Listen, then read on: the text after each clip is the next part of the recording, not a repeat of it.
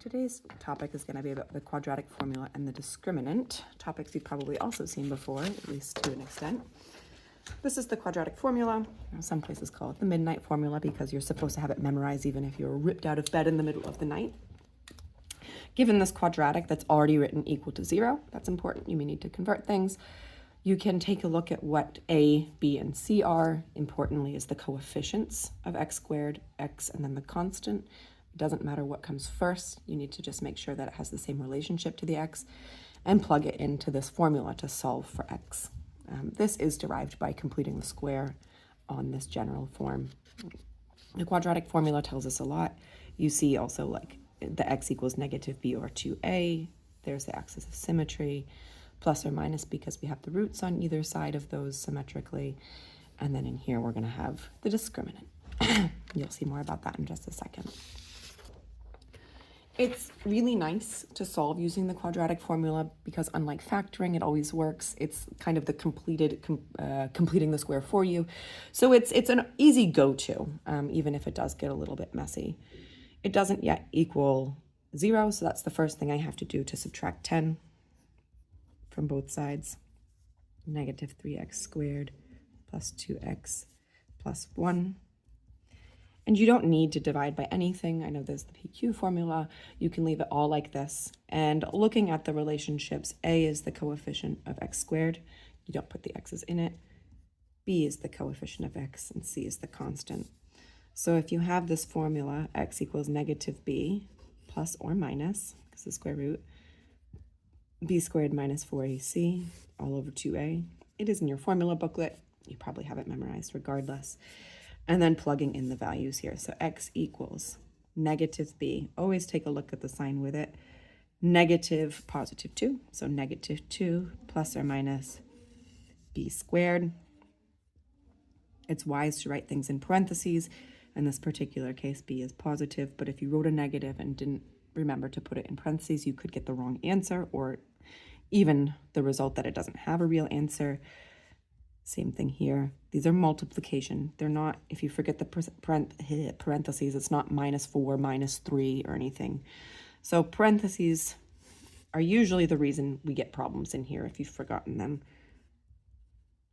And then you just simplify this following the order of operations. So first, in the square root here, you can take it as slowly as you'd like. -4 times -3 times 1 is plus 12. Don't need any more. That's over -6. -2. That's 16, and the square root of 16 is 4. All over -6. So you're going to get two answers here. The first one is plus 4, and the second one is -4, well, as a step. So if I do -2 plus 4 all over -6, I get 2 over -6, or -1/3. That's one possibility. The other one is if you have minus -2 minus 4 all over -6, you get -6 over -6, or positive 1. So x could equal -1/3 or 1. There we go. Okay. I could have also seen that this is factorable if I said, okay, what's -3 times 1? -3, and there are things that multiply to -3 and add to 2. So it would be completely doable by factoring. Now, within this, I had mentioned something called the discriminant. And the discriminant is the stuff, the term inside the square root, because when you think of real numbers, you can't take a square root of a negative. We will look at that in higher level with complex numbers, then it will be fine, and it will change slightly the definition of this. You can see already imaginary. What they really mean is it could be complex, which includes imaginary and real. But for now, it tells us how many and what kinds of roots the equation has. So if you have a positive number, just like we just saw, if you added 4 and subtracted 4, we got two different answers. So you get two real roots.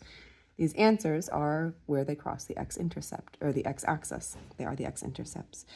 If it equals 0, adding and subtracting 0 gives you the same thing. So one real root, sometimes for formality's sake, they'll say you have two equivalent or equal roots. And then if it's less than 0, because with real numbers you can't take the square root, of a negative number, you get no real roots. So it will never cross the x-intercept if you had a function and not just a simple equation. So use the discriminant to find the nature of the roots. Like, does this have a solution? It's not a function, so does it cross the x-axis? I'm not really looking at that. But like, is there a solution to this equation? Is the same idea. I'm going to want to make it equal to 0 first to be able to identify what a, b, and c are. A, b, and c. And remember, the discriminant is just the b squared minus 4ac, the stuff in square roots. So b squared minus 4 times a times c, 16, negative times a negative is going to be a positive. And if you have 12 times 8 is 96, and that is equal to 112. Because this is positive, we don't actually need to find what those are. Because it is positive, that means there'll be two distinct real roots, or two distinct answers. Two real roots. Technically distinct. It means they're different. So there are solutions to this equation. Here's a common IB question for this. Find the values of m, so kind of working backwards, such that the equation has no real roots, which means if it has no real roots, no real answers, that means the stuff inside that square root is going to be negative, or the discriminant is going to be less than 0. So here's a, here's b, and here's c. We want the discriminant to be less than 0, or b squared minus 4ac is less than 0.